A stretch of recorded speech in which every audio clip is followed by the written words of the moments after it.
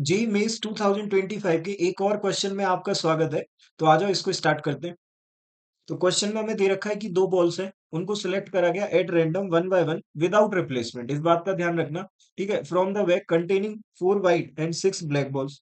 तो इसको लिख लेते हैं, 4 व्हाइट है हमारे पास और 6 ब्लैक बॉल्स हैं, तो ये मैंने लिख लिया।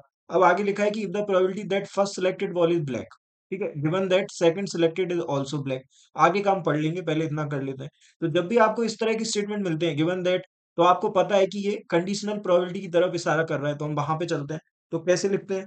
P of A by B ऐसे लिखा जाता है, जहां पे ए और बी क्या है? बी जो है ना वो कौन सा इवेंट है जो गिवन दैट के बाद लिखा हुआ है, और ए कौन सा इवेंट है जो जिसकी प्रोबेबिलिटी हमें निकालनी है, ठीक है? अब इसके फॉर्मूले की भी बात कर लेते हैं। तो फॉर्मूला कुछ इस प्रकार से है कि फॉर्मूला बोलता है, अब मैं आपको अपने तरीके से बताता हूँ फॉर्मूला। तो फॉर्मूला बोलता है कि डिनोमिनेटर में आप बी की बात सुन लेना और न्यूमरेटर में आप ए की सुन लेना।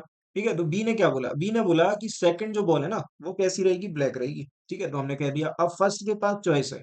फर्स्ट कैसी हो सकती है? व्हाइट भी हो सकती है, और क्या हो सकता है कि फर्स्ट ब्लैक भी हो सकती है। तो ये 2 केस पॉसिबल हैं। कहाँ पे? डिनोमिनेटर में। तो जरा आप इसकी प्रोबेबिलिटी लिखते हैं। तो आपने मान लो पहली बॉल व्हाइट निकाल दी। तो व्हाइट कैसे निकालोगे? 4/10 से निकालोगे। 4/10 आ गया। फिर अब सेकंड बॉल आपको ब्लैक निकालनी है। तो जो व्हाइट निकाली उसको साइड में रख देना। तो अब बॉल कितनी बची आपके पास? 9 बची। बट मैं कह रहा हूँ ब्लैक कितनी बची? ब्लैक अभी भी 6 है आपके पास, ठीक है? और के लिए लगता है प्लस। अब दूसरा केस कहता है कि ब्लैक निकालो, तो ब्लैक तो सट से 6/10 से निकलेगी, ठीक है? अब दूसरी ब्लैक, फिर अब वो ब्लैक साइड में रख दिया आपने, तो एक कम हो गई ना, तो ऊपर भी एक कम होगी और नीचे भी एक कम होगी। ये बात समझ में आ गई होगी आपको, ठीक है? ये डिनोमिनेटर कंप्लीट है। अब न्यूमरेटर पे चलते हैं, तो न्यूमरेटर में ए की बात सुननी पड़ेगी। तो ए की बात क्या यही है क्या, जो हमने यहाँ पे लिख दी है? ए यही तो कह रहा है कि जो फर्स्ट बॉल है वो ब्लैक होगी, और सेकंड तो फिक्स है, उसको तो कोई बदल ही नहीं सकता कि सेकंड तो ब्लैक ही रहने वाली है। तो इसी को उठा के ऊपर लिख दो भई आप। तो ये क्या आ गया? ये आ गया 6/10 इंटू 5/9, ये आ गया आपके पास।